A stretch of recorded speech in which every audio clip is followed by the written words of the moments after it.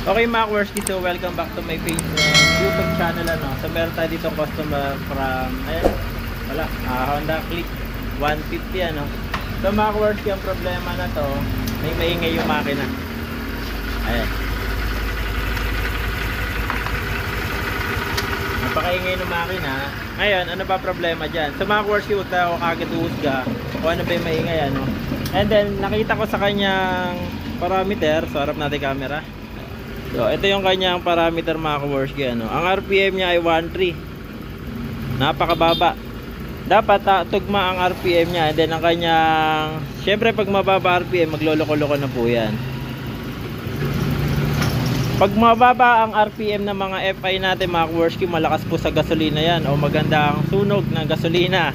O kumbaga yung spark plug niya magkukulay brown. Kasi yun malakas kasi sa gasolina. Sa totoo lang, sa mga RPM ng mga Honda, lean po yan sa minor lean talaga sila. Kaya nga yan ang mga dinadagdagan natin pag nagre-remap tayo. Yan ang dinadagdagan natin. Nagpa-plus tayo dyan mga Kwerski. Imbis na bawasan, nagdadagdag tayo. And then sa gawing dulo naman ng kanilang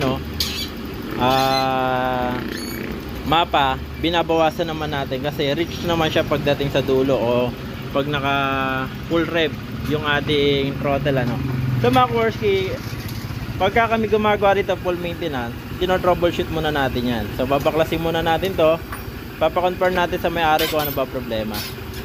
Number 1 kasi na yan, dapat itama natin minor. Tataas ko, dapat gawin natin yung 1.7 yan, 1.6 to 1.7. Pag hindi na po ma-adjust, dahil ibig sabihin na yun, napakadumi na ng throttle body. Adjust natin. Ayan, tumataas naman siya. So ang tamang minor mga Kwerski, ayan, 1.6 to 1.7. 1.6 to 1.7, okay. And then tatanggalin muna natin yung panggilid para ma-check natin kung ano yung maingay. So isa sa mga diskarte namin, pamamaraan ko dito sa shop para makita natin kung ano yung mga problema ng makina nila. Ibaklasin natin yung panggilid. Pagka maingay pa rin, maaring nasa may magneto naman po siya dahil punong-puno na siya ng dumi. So ito yung kanyang panggilid. Idol, check mo yung panggilid mo, tingnan mo kung gaano kaganda. Nag-uumido pa. Ayan. So ito kasi nabili si Gintamaan idol. Na to, galing to sa baha. Ayun namumuti yung kasi kabibili na to mga almost 1 month pa lang daw.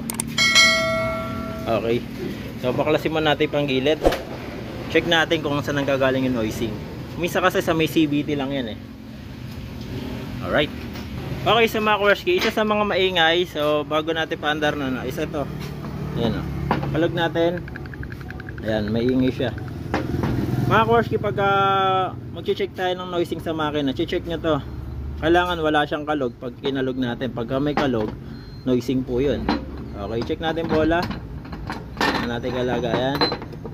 Yung bola niya, kung mapapansin nyo mga Kwerski, bilog pa siya. Wala pang damage. So masasabi ko rito, pwede pa siya, pero may noising. So si customer na bahalang dyan. Dahil ide-demo naman natin yung bagong bola kung may tunog o wala. Ngayon, si customer na lang ang bahala dyan kung gusto niyang palitan o hindi. Pero kasi ang problema dito sa motor niya, maingay Yung slider fish niya okay pa naman, pero itong bola talagang maingay na po siya. Maingay na idol Okay, and then tapos check natin ngayon yung makina. Hindi natin kung maingay pa. Start natin.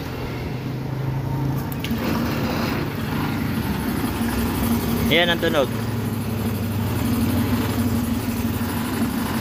Hindi na masyado. Okay. Ayaw kasi sinasabi na may-ari baka daw connecting rod. Huwag natin masyado sigahan. Namamatay pa.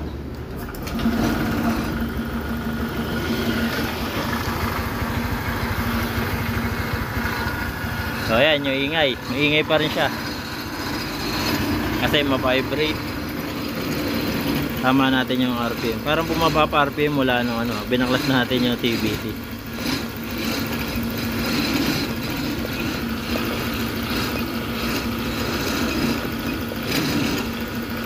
Tama na may RPM niya. Pero ang inig ano.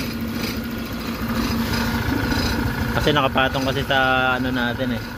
Dynohan. Manginig yung makina. Ngayon, pababa ngayon bro. Yan. Idol, may langis ba to? Change oil mo lang? Sure? Okay, so na-change oil naman na raw. Ngayon mga Kawarski, i-check natin dyan yung kanyang ano, magneto. May noising pa rin eh. Pero sabi sa inyo, madalas sa mga full maintenance namin, pag nalinisan namin lahat yan, nawawala po yung mga Kawarski. Sa mga full maintenance natin, ang mga gagawin natin, fuel tank, throttle body, valve clearance, ayan, magneto cleaning ano. So kasama na rin yung paint doon, kasama na rin sa presyo natin yan. Makulayan man yan o hindi, kasama po sa binabayaran natin yan, okay? And then yung kanyang ano, reserve, lilinisan natin lahat yan. Pati yung parte ng coolant sa loob, hugasan natin ng tubig yan para matanggal yung dating coolant ano. Sa may CVT naman, ito medyo magitata na. Hindi ko mapapangako kay bossing na matatanggal na masyado to ano. Kasi grabe na to oh. Okay, kumbaga nagumido na po siya. So mga Kawarski, tatapusin ko muna to. Lilinisan muna natin. So bago kami gumawa rito, linis muna tayo and then babaklasin natin magneto ano. Pakita ko sa inyo kalagayan ng magneto. Right? Okay, sa mga Kawarski, ito na yung kanyang magneto. So sa 5K pa lang ang tinakbo, tingnan yung itsura ano. Dahil nasa parte ng lugar na ano to, na siguro maasin o maalat yung tubig ano. Ayan siya. Parang 3 years na yung magneto niya ano. So dito walang masyadong dumi, pero may noising. So ito mga Kawarski, ang gagawin namin, i-cleaning namin dapat yung ilinisan, tapos ita-timing namin yung dapat i-timing. Tignan natin kung mawawala. Palitan natin, dapat mapalitan para sure ball na mawala yung ingay ano. Kapag di nawala, nasa loob ng makina ang problema mga Kawarski. So pwede rin naka-encounter din ako tensioner. Pero yung tunog na yun eh, ano talaga eh, magalas. Sabi ng mga sinidal na change oil na raw to. Check ko nga yung langis. O ano. Number 1 na lagi nyo check yung langis talaga. Kasi pag napabayaan sa change oil yan, naloko na. Okay, so okay na may langis. Ngayon, cleaning na lang and then timing ang gagawin natin dito ano. Para sure ball and then malinisan na natin. So yung itsura nya, tinatanggal na lang natin yung sa may tangke. Pagka kami gumagawa dito mga Kawarski, tinatanggal namin tangke para mas malinis natin yung sa parte na yan. And then ma-sure ball natin yung pagkakabit ng oil seal o o-ring ay tama mga Kawarski, yung wala talagang kakatas na gasolina. Kasi pag kumakatas ng gasolina, napakadelikado po. Maaari po masunog yung motor natin. Okay? Kaya mga Kawarski, lilinisan muna namin. So di ko na ipapakita paano gagawin, kung paano linis ang gagawin. Basta ginagamitan natin ng power spray yan and then ng degreaser. So kasama na yun sa package ko pagka ako gumagawa dito mga Kawarski. Yung linis, trabaho namin yun para pagka gumawa kami ng makina, walang mahuhulog na dumi dun sa pag binuksan natin yung head ano. So ganun kami magtrabaho mga Kawarski para sure ball. And then yung kamay namin talagang malinis para pag ginawa ka natin motor natin, di yung marking ng fingerprint yung kamay ano. So ganun kami magtrabaho dito. Kasi isa sa mga pamamaraan ko na itinuro sa akin, di ba hindi ka marunong basta't magaling kang o malinis kang gumawa. Isa yon sa mga tinitignan ng mga customer mga Kawarski ano. Alright, tatapusin mo natin.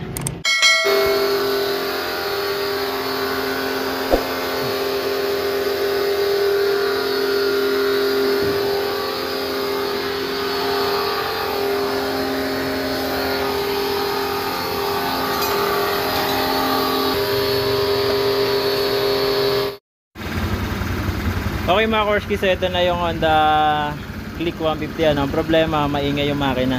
So ang ano namin dito, ang diagnose ko rito, connecting rod ang problema niya. Okay, so pinaliwanan ko na sa may-ari yan. Tahimik naman yung head. Doon talaga sa parte ng ano, na ang gitna, maingay. Ayan o. Maingay talaga. Wala akong panggilid yan ha. Wala siyang panggilid. Sila mga Kawarski, pagka ganitong problema, wala tayong magagawa dyan kundi palitan ng connecting rod. So sinabi ko na sa may-ari kung ano gagawin. So naka-timing na to. Ang problema nga may lato-lato dun sa makina. Sabi nga ni Basilio, sigunyal yan boy. Okay. So Loben, ibabalik sa akin yan. Next vlog gagawin natin yan. Patutunayan ko sa inyo na connecting rod yung problema na yan. So umihingi na ako ng araw dun sa customer na dalhin to para magawa yung connecting rod. Lang naman yung ingay niya. Pero magagamit naman siya ng maayos. Yun nga lang nakakairita. Kasi sa Honda Click talagang tahimik talaga yan. Lalo na kung walang panggilid. Ano? Okay. So naka-Dectros yan. Ito yung PSA nya. Dinadectros muna natin. Nililinis natin injector para quality yan. Saka ito pineki lang ere. Hindi 5,000 to mga ka-works. Wala pong 5,000 to. Alam mo, nireset nila yung ano 2022 model ano, or di naman kinahoy, maaaring ganun kasi wala na yung mga marking idol eh, wala na yung mga marking kasi mga Kworski dapat may mga marking pa yan ng original ano, wala na kami nakitang marking dyan. Kumbaga kinahoy to, kinahoy yan. Wala na yung mga marking na white, dapat mayroon yan eh. Sa akin meron yun eh, sa Honda Click ko. Pag nilinis ko throttle body, lahat yung meron. Kaya suspense namin dito, kinahoy, pati rito sa may side na to kinahoy din. Yun lang problema. Kasi nakuha lang to sa mga ano ba, kasa ba? Yung mga nagbabayang sensor ba? Dito sa may kritiko. Wala, hindi tayo dyan. Okay sa mga Kworski, so yun lang muna ang video ko dito. Ganito kami gumawa rito, nililinis muna namin bago namin timing. So lahat yan naka-timing na, nakita na may-ari. I-remap ko po sana, kaso sabi ko sa susunod na dahil wala sa kondisyon yung makina eh. Kaya sa susunod ko na siya i-remap. Kaya yung about naman doon sa may remap, mag-uusapan sana natin eh. Pero hindi muna sa ngayon. Okay. So Loben mga Kworski, sa ibang araw na lang pagka i-overhaul ko to, doon ko siya i-remap Loben. Alright, so sa mga hindi pa nakapollow, subscribe na po kayo, then click nyo na notification bell para sa mga update tutorial dito sa ating YouTube channel.